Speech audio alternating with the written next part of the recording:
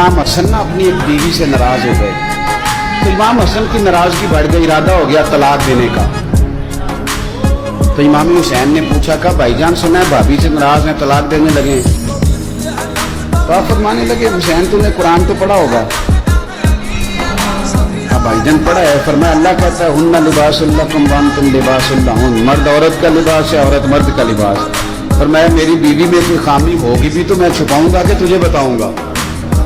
मैं नहीं बताता, है सही लड़ाई पर मैं तुझे बताता लेकिन तो असी लड़ने आ तो सारा फ्रेंड सुनता है। आज नए ना तो लड़ाई हुई और मियाँ साहब की सुन लो तो वो सच्चे, और बीवी की सुन ले तो वो तो ज्यादा सच्ची होती है ना, क्योंकि उन्हें तो रोना भी होता नाल, तो थोड़ी जी बद सच्ची, फिर निजाम कैसे चलेगा?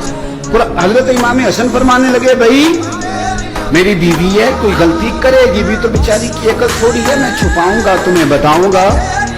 कुछ दिनों के बाद इमाम हसन ने तलाक दे दी। तो इमाम हुसैन कहने लगे भाईजान अब तो तलाक दे दिया, अभी बता दें क्या झगड़ा था? तो फरमाने लगे हुसैन छोड़, वो गैर महरम बीबी हो गई है, हम किसी गैर की बातें क्यों करें, हम किसी। तो इमाम हुसैन ने फिर उठ के भाई के हाथ जो में कहने लगे मजा आ गया है, मैं कितना खुशबख्त हूं जिसे अल्लाह ने हसन जैसा भाई अता फरमाया। तो भाई कुरान पाक अखलाक सिखाता है, आदाब सिखाता है, जीने का सलीका सिखाता है, कुरान पाक आदाब जिंदगी सिखाता है।